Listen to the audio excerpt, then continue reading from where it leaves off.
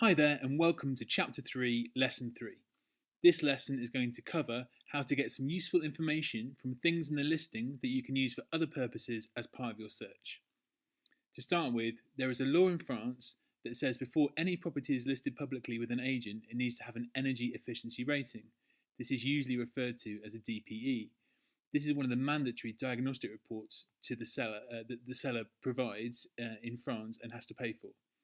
If you're wondering what a diagnostic report is, they're a little bit like a home inspection report in the US, although with lots of differences.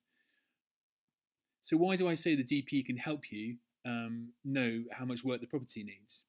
Well, it's conducted by someone totally independent. The agent and seller has no say over what goes into this report.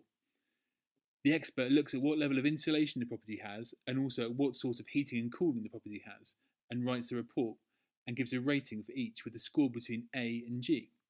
You'll see these scores on the online listing. A is the best and most efficient, and F means it probably needs some sort of work to be comfortable. If the property is an older style stone property and has a rating of A to C, then the likelihood is it's had lots of work done to it. That's going to mean less work for you. If you're looking at a renovation project, you might want to go the other way and look at properties in F and G. In the full report, there is a lot more detailed information behind why the property has been given the score it has. In fact, if the property is rated F or G, the seller has to pay for another additional report, and that estimates what work would be needed to improve the score and how much that would cost.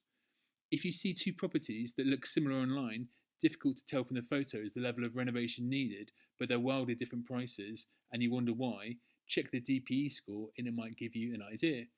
The good thing is that it's the only thing in the listing that is independent information. The caveat, though, I would say, is there's only so much work the expert can do when they carry out their assessment. For instance, a property might score a little lower than it should if, say, work has been done but the owner hasn't kept the receipts. The person doing the assessment isn't going to open up the drywall to check at the insulation behind there. In general, though, the score tells you something useful. Make sure you use it as part of your search process. The other thing the DPE can give you an idea of, because it's the only one of these reports that has to be done before the property is listed, some of the websites you can see the date that the DPE was carried out. And if you've visited a property and you get asked for the DPE report, it will have the date on. What does that tell you? Well, it probably tells you around about the time when the property was first listed. So otherwise, it's quite difficult to find out in France how long the listing has been live. So it can be useful for you later on if you get into a negotiation, because if you know the property's been on the market for a long time, because the DPE is dated a long time ago, then that might give you a better chance to negotiate.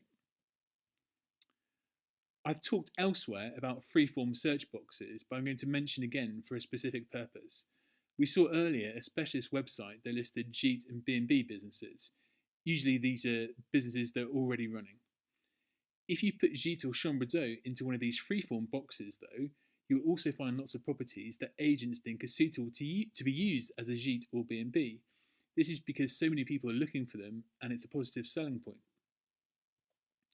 So it's just a different way of looking for, if you're looking for a Gîte or B&B, you can find some really good options by using the freeform search box rather than only looking on those specialist sites. I also wanted to mention some potential red flags in a listing. I went through Viager earlier, but there are a few other terms here that you might want to pay close attention to and note if they appear in a listing that you're interested in. So to recap, we've covered some different ways you can use the information in the DPE, some other ways to find an income producing property, and some potential red flags to watch out for.